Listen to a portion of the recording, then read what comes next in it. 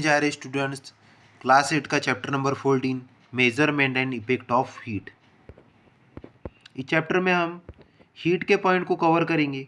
ये चैप्टर आपको क्लास 8 में आता है।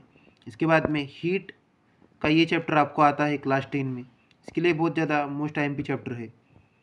इसमें आपको कुछ एग्जाम्पल्स दिए हुए हैं, जैसे कि ये यूटेंसिल देख रहे हैं आप। जैसे जैसे गर्म होगा वैसे वाटर का टेम्परेचर क्या होता है, बढ़ता है, यानी वाटर क्या होता है, वार्म होता है। वैसे ही आइस, जैसे आपको ने फ्रिज में से आइस को बाहर निकाला, धीरे धीरे मेल्ट होना शुरू होता है। वैसे ये मैस्टिक और फायर, आप किसी भी चीज़ को फायर लगाते हैं, मतलब आग लगाते हैं, तो वो चीज़ क्या होती है, गर्म हो जाती है, आग लग जाती है उसको। वैसे ही हॉट एयर बलून। तो ये कुछ एग्जाम्पल बताएंगे आपको हीट के।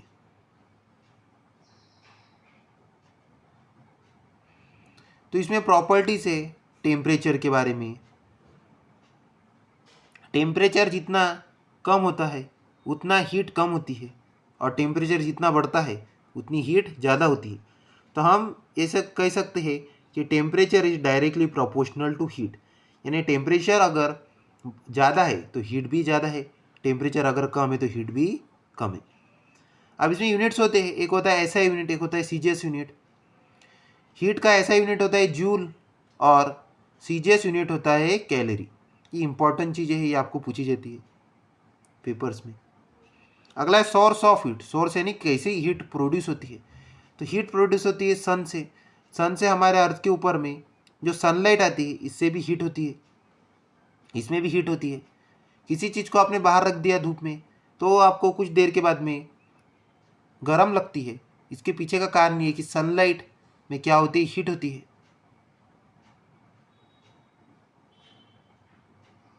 तो सन बहुत बड़ा रिसोर्स है, एक सोर्स है जो अर्थ को क्या देता है, हीट देता है। ऐसे ही ये सोलर सिस्टम में प्लैनेट्स वगैरह को भी हीट देता है। अगला है earth. Temperature centre of earth is high and the earth is also source of heat, this is called geothermal energy. तो अर्थ के अंदर भी हीट है। अब अर्थ के अंदर में हीट कैसे, अर्थ के अंदर में होता है मैग्मा। मैग्मा का मतलब होता है लावा। जो अर्थ के क्रस्ट के नीचे जो इनर कोर है, इस इनर कोर में होता है लावा। ये लावा से भी अर्थ में क्या आती रहती है, हीट आती रहती है। केमिकल एनर्जी जो फ्यूल्स वगैरह है, वुड, पेट्रोल, कोल, ये जब चीज़ों को जलाया जाता है तो इसमें से भी हीट निकलती है, इसे भी हीट प्रोड्यूस होती है। इलेक्ट्रिकल एनर्जी, आपको इलेक्ट्रिक डिवाइस को यूज़ करते हैं बहुत देर तक और बाद में उसको टच करके देखते हैं तो उसमें से भी हीट प्रोड्यूस होती है। जैसे कि फॉर एग्जांपल आप मोबाइल देख सकते हैं, चार्जर देख सकते हैं, इनका ज़्यादा यूज़ हो गया तो ये चीज़ आपको वार्म, गर्म लगने लगती है। अगला एटॉमिक एनर्जी। एटॉमिक एनर्जी यानी एटम से निकली हुई एनर्जी, सब बॉम्ब वगैरह ब्लास्टिंग होती है तो इससे भी क्या होती है, हीट प्रोड्यूस होती है। एयर से भी हीट प्रोड्यूस होती है। अगर एयर में, एयर यानी हवा, अगर वो उसमें टेम्परेचर अगर ज़्यादा है एयर में तो हीट प्रोड्यूस होती है उससे भी। जैसे आपको गर्मी के सीज़न में आपको गर्म हवाएं लगती है, तो ये डिपेंड होता है टेम्परेचर पे। अगला है टेम्परेचर। टेम्परेचर अगर इंक्रीज होगा तो हीट भी इंक्रीज होगी, टेम्परेचर डिक्रीज होगा तो हीट भी डिक्रीज होगी। अब आपको कुछ एक एक्टिविटी देके, वेसल A, B और C। तो A में हाथ डाला गया है, C में हाथ डाला गया है, B में हाथ डाला गया है। ये एक्टिविटी आप रीड कर सकते हैं, आपको समझ में आएगा।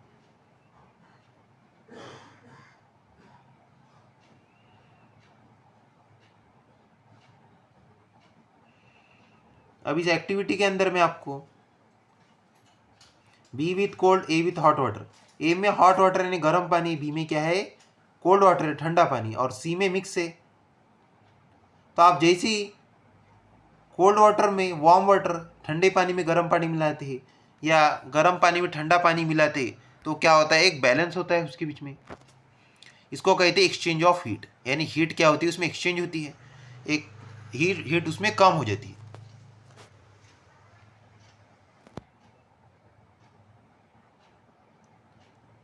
ये पूरा जो टॉपिक बताया गया है उसी पे डिपेंड है। अब थर्मामीटर के बारे में आए, इधर थर्मामीटर एक डिवाइस होता है जो हीट को काउंट करता है, कोई चीज़ में कितनी हीट है तो इसको काउंट करने वाला डिवाइस है थर्मामीटर। अब अगला हमारा टॉपिक है हीट एंड टेम्परेचर। क्या डिफरेंस है हीट और टेम्परेचर में? तो हीट और टेम्परेचर में ये डिफरेंस है कि हीट अगर बढ़ती है तो टेम्परेचर भी बढ़ता है, हीट कम होती है तो टेम्परेचर भी कम होता है। तो ये होगी सेम प्रोपोर्शन वाली बात, यानी हीट क्या है, डायरेक्टली प्रोपोर्शनल किसको होती है, टेम्परेचर को होती है।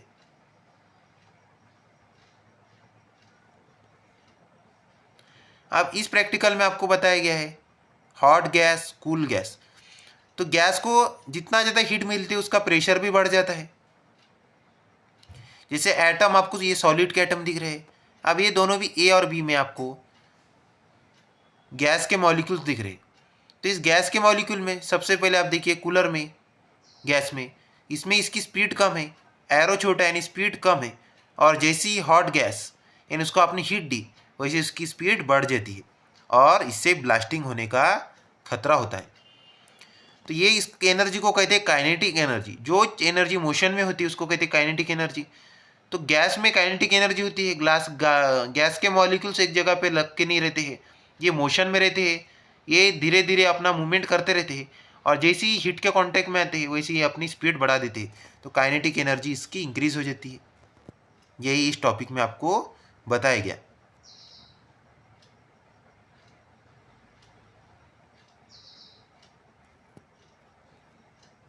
अगली और एक एनर्जी आपको काइनेटिक एनर्जी के टॉपिक के लिए एक बता देता हूँ मैं, पोटेंशियल एनर्जी। जो चीज़ एक जगह रुकी हुई है उसको कहते हैं पोटेंशियल एनर्जी। अब सॉलिड सॉलिड जो है ये पोटेंशियल एनर्जी में काउंट किया जाता है, और जैसे आपने इसको हीट दी वैसे वो लिक्विड एनर्जी में जाता है, मतलब लिक्विड स्टेट में जाता है। तो सॉलिड का कन्वर्ट लिक्विड में होना, और लिक्विड एक क्या है, काइनेटिक एनर्जी, क्योंकि वो मोशन में जाएगा। लिक्विड को और अगर हीट दी जाएंगे तो वो जाएगा गैस में, तो ये होती है काइनेटिक एनर्जी।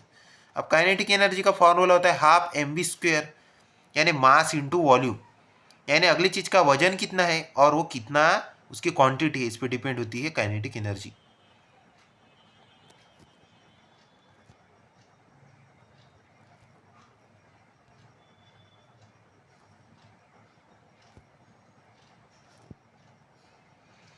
अब इसमें बताया गया because they oscillate around their fix position. Oscillate का मतलब होता है एक जगह से दूसरी जगह जाना।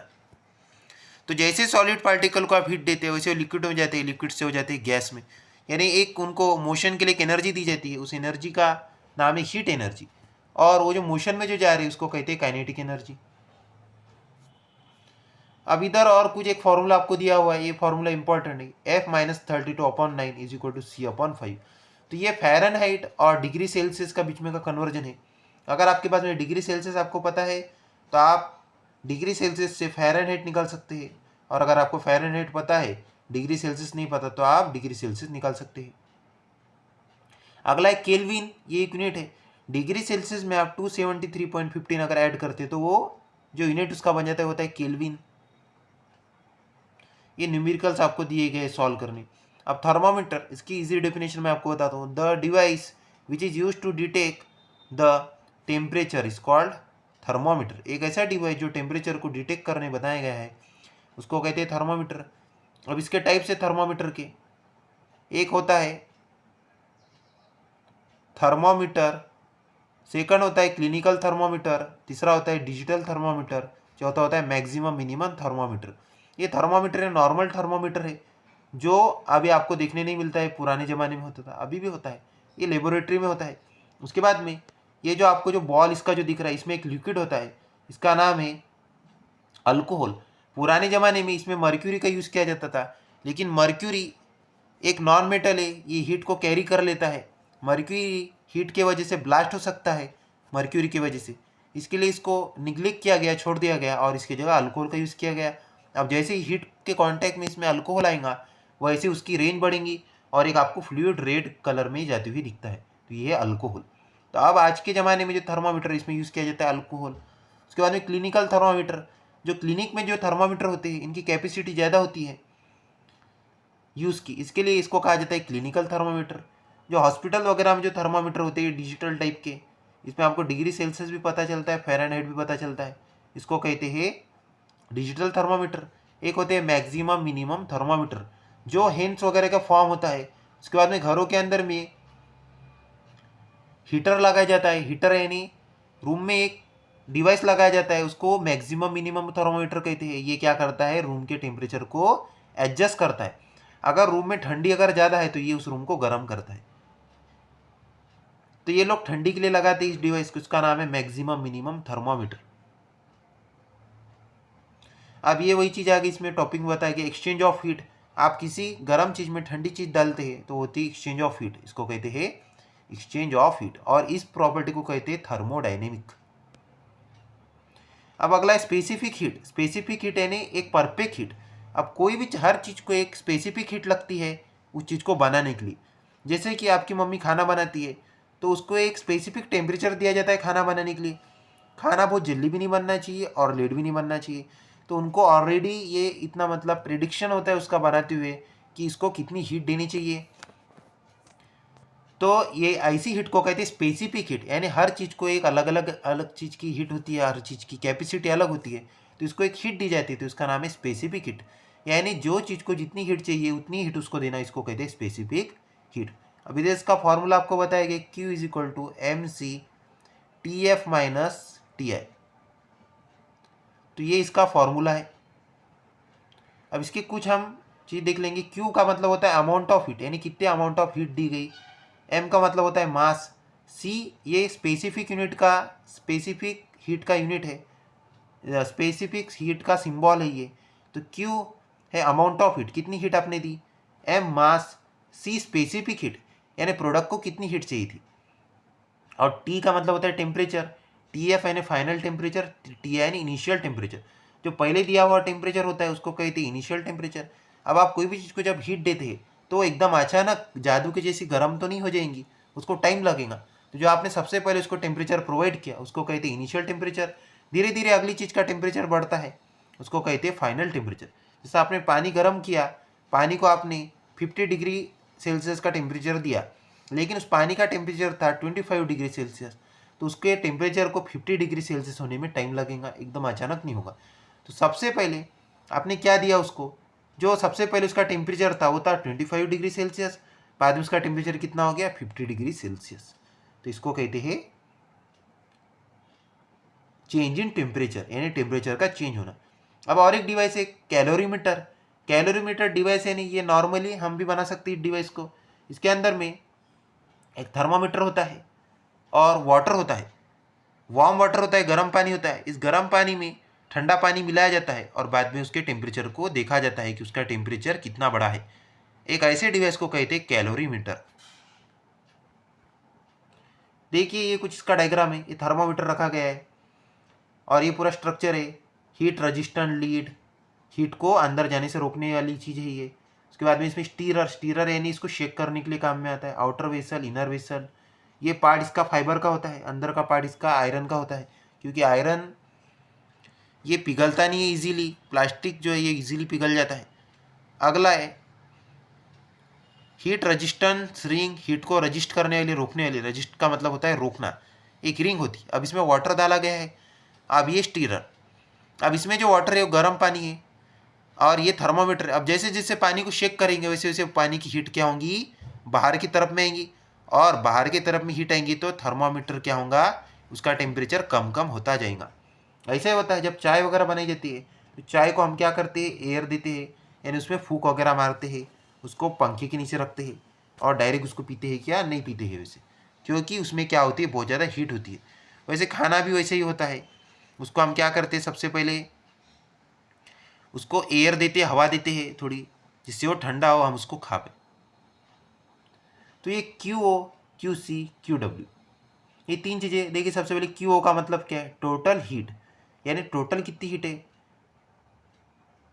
QC का मतलब ये होता है कैलोरीमीटर, और QW का मतलब होता है वाटर, यानी वाटर का टेम्परेचर, कैलोरीमीटर का टेम्परेचर, और टोटल हीट कितनी दी गई थी, कितनी हीट थी उसमें। तो इसको कहते हैं स्ट्रक्चर ऑफ कैलोरीमीटर।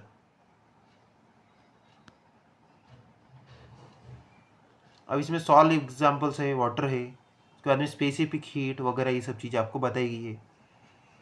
इसके लिए यूज़ किया जाता है लैम्बडा का, ये एक्सपांशन में यूज़ होता है। अब एक्सपांशन ऑफ सॉलिड, सॉलिड का एक्सपांड, एक्सपांड मतलब फैलना। सॉलिड को आप हीट देते तो क्या होती है, उसका एरिया बढ़ जाता है, वॉल्यूम भी बढ़ता है। जैसे कि एक आइस क्यूब था आपके पास में, उसको आपने हीट दिया तो उसका एरिया बढ़ गया, आइस का कन्वर्ट किस में हुआ, वाटर में हुआ, और वॉल्यूम भी बढ़ा। वैसे ही वॉल्यूम को यानी मतलब लिक्विड को जब आप हीट देते हैं तब उसका भी एरिया बढ़ता है। जैसे आपने पानी गर्म रखा तो गर्म होने के बाद का जो पानी होता है ये आपको थोड़ा उसका एरिया बड़ा दिखता है और वॉल्यूम भी आपको ज़्यादा दिखता है, यानी पानी ज़्यादा फैला हुआ, ज़्यादा क्वांटिटी में दिखता है। इसको कहते हैं एक्सपांशन ऑफ लिक्विड। और थर्ड नंबर का होता है एक्सपांशन ऑफ गैस। आप गैस को जब हीट देते हैं तब गैस के मॉलिक्यूल भी क्या होते हैं, एक्सपांड होते हैं और धीरे धीरे उस कंटेनर में ब्लास्ट हो सकता है। जैसे ये बर्नर है, अब जैसी हीट मिली वैसे ये पार्टिकल क्या हो, एक्सपांड होने लगे और बहुत ज़्यादा इसमें हीट होती। सबसे ज़्यादा प्रेशर होता है गैस का। अब यहाँ पे एक आपको एग्जाम्पल बताया गया, ये रेलवे की पटरी के एग्जाम्पल आपको बताया गया। अब इसके ऊपर में से जो रेल वगैरह जो चलती है तो रेल के चलने की वजह से ये पार्ट क्या होता है, बहुत ज़्यादा गर्म होता है। गर्म होने की वजह से ऐसे उसमें कुछ पार्ट में क्रैक्स वगैरह गिर जाते हैं। अब एक क्रैक्स आने के बाद में इसको क्या किया जाता है, by the liquid of iron, जिसको मोल्टन आयरन लिक्विड कहते हैं, यानी आयरन का पानी।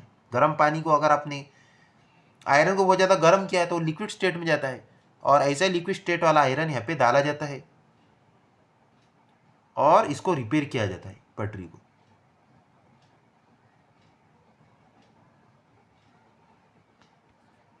यहाँ पे आपका ये चैप्टर कंप्लीट होता है। आई होप आपको चैप्टर समझ में आया होगा। इस चैप्टर में आपके कुछ डाउट्स होंगे तो आप मुझे कमेंट सेक्शन में पूछ सकते हैं।